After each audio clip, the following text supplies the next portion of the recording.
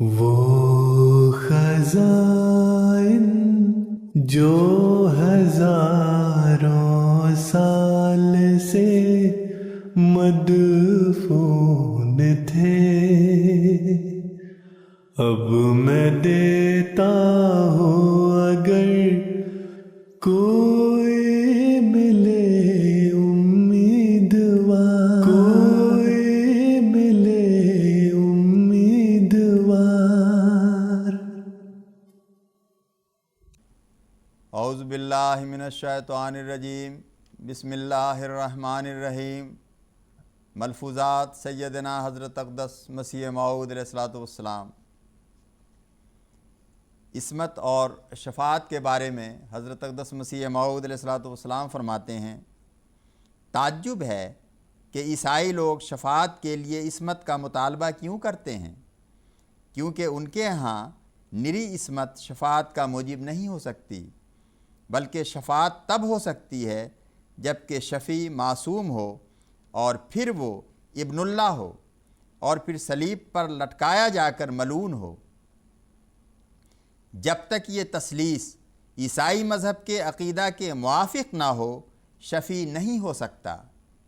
پھر وہ عصمت ہی کیوں پکارتے ہیں؟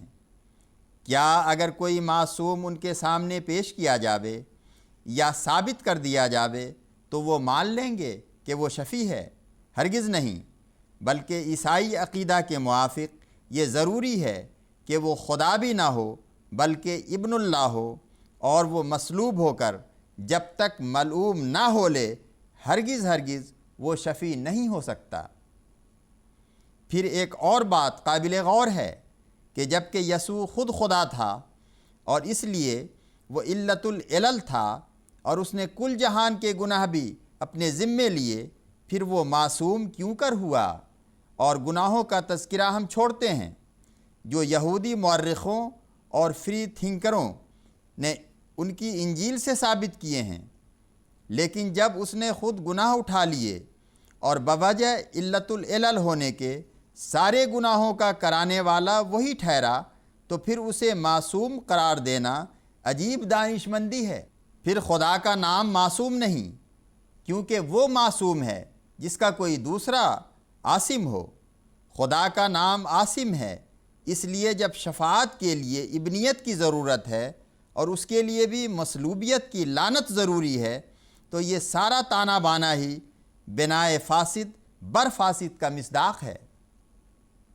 حقیقی اور سچی بات یہ ہے کہ جو میں نے پہلے بھی بیان کی تھی کہ شفیع کے لیے ضروری ہے کہ اول خدا تعالیٰ سے تعلق کامل ہو، تاکہ وہ خدا سے فیض کو حاصل کرے، اور پھر مخلوق سے شدید تعلق ہو تاکہ وہ فیض اور خیر جو وہ خدا سے حاصل کرتا ہے مخلوق کو پہنچاوے۔ جب تک یہ دونوں تعلق شدید نہ ہوں شفیع نہیں ہو سکتا۔ پھر اسی مسئلہ پر تیسری بحث قابل غور یہ ہے کہ جب تک نمونے نہ دیکھے جائیں کوئی مفید نتیجہ نہیں نکل سکتا، اور ساری بحثیں فرضی ہیں۔ مسیح کے نمونہ کو دیکھ لو کہ چند حواریوں کو بھی درست نہ کر سکے، ہمیشہ ان کو سست اعتقاد کہتے رہے، بلکہ بعض کو شیطان کہا، اور انجیل کی روح سے کوئی نمونہ کامل ہونا ثابت نہیں ہوتا۔ بالمقابل ہمارے نبی کریم صلی اللہ علیہ وسلم کامل نمونہ ہیں کہ کیسے روحانی اور جسمانی طور پر انہوں نے عذاب علیم سے چھڑایا اور گناہ کی زندگی سے ان کو نکالا کہ عالم ہی پلٹ دیا۔ ایسا ہی حضرت موسیٰ علیہ السلام کی شفاعت سے بھی فائدہ پہنچا۔ عیسائی جو مسیح کو مثیل موسیٰ قرار دیتے ہیں تو یہ ثابت نہیں کر سکتے کہ موسیٰ کی طرح انہوں نے گناہ سے قوم کو بچایا ہو، بلکہ ہم دیکھتے ہیں کہ مسیح کے بعد قوم کی حالت بہت ہی بگڑ گئی، اور اب بھی اگر کسی کو شک ہو تو لندن یا یورپ کے دوسرے شہروں میں جا کر دیکھ لے کہ آیا گناہ سے چھڑا دیا ہے یا پھنسا دیا ہے۔ اور یوں کہنے کو تو ایک چوہڑا بھی کہہ سکتا ہے کہ بالمیک نے چھڑایا، مگر یہ نرے دعوے ہی دعوے ہیں جن کے ساتھ کوئی واضح ثبوت نہیں ہے۔ پس عیسائیوں کا یہ کہنا کہ مسیح چھڑانے کے لیے آیا تھا ایک خیالی بات ہے، جبکہ ہم دیکھتے ہیں کہ ان کے بعد قوم کی حالت بہت بگڑ گئی اور روحانیت سے بالکل دور جا پڑی۔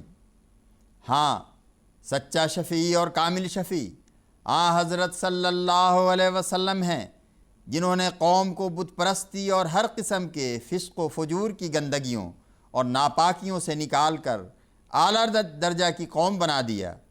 اور پھر اس کا ثبوت یہ ہے کہ ہر زمانہ میں آپ صلی اللہ علیہ وسلم کی پاکیزگی اور صداقت کے ثبوت کے لیے اللہ تعالیٰ نمونہ بھیج دیتا ہے۔ اس کے بعد استغفار کا مسئلہ بھی قابل غور ہے۔ عیسائیوں نے اپنی جہالت اور نادانی سے اس پاک اصول پر بھی نکتہ چینی کی ہے، حالانکہ یہ انسان کی طبعی منزلوں میں سے ایک منزل ہے۔ جاننا چاہیے کہ اللہ تعالیٰ کے قرآن شریف نے 2 نام پیش کیے ہیں، الحیو اور القیوم۔ الحیو کے معنی ہیں خود زندہ اور دوسروں کو زندگی عطا کرنے والا۔ القیوم خود قائم اور دوسروں کے قیام کا اصلی باعث ہو۔ ہر ایک چیز کا ظاہری باطنی قیام اور زندگی انہی دونوں صفات کے طفیل سے ہے۔ پس ہے کا لفظ چاہتا ہے کہ اس کی عبادت کی جائے، جیسا کہ اس کا مظہر سورہ فاتحہ میں ایاک نعبد ہے، اور القیوم چاہتا ہے کہ اس سے سہارا طلب کیا جاوے۔ اس کو ایاک نستعین کے لفظ سے ادا کیا گیا ہے کا لفظ عبادت کو اس لیے چاہتا ہے کہ اس نے پیدا کیا اور پھر پیدا کر کے چھوڑ نہیں دیا۔ جیسے مثلاً معمار جس نے عمارت کو بنایا ہے، اس کے مر جانے سے عمارت کا کوئی حرج نہیں ہے، مگر انسان کو خدا کی ضرورت ہر حال میں لاحق ہوتی ہے، اس لیے ضروری ہے کہ خدا سے طاقت طلب کرتے رہیں، اور یہی استغفار ہے۔ اصل حقیقت تو استغفار کی یہ ہے، پھر اس کو وسیع کر کے ان لوگوں کے لیے کیا گیا ہے جو گناہ کرتے ہیں کہ ان کے برے نتائج سے محفوظ رکھا جاوے، لیکن اصل یہ ہے کہ انسانی کمزوریوں سے بچایا جاوے۔ پس جو شخص انسان ہو کر استغفار کی ضرورت نہیں سمجھتا، وہ بے ادب اور دہریہ ہے۔